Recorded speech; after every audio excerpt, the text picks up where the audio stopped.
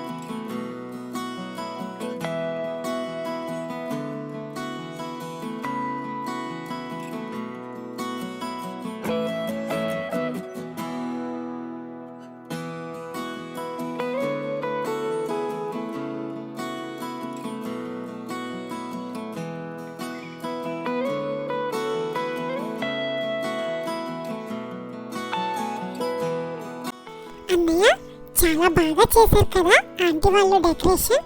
నాకైతే చాలా బాగా నచ్చింది అన్నయ్య. మరి నీకు?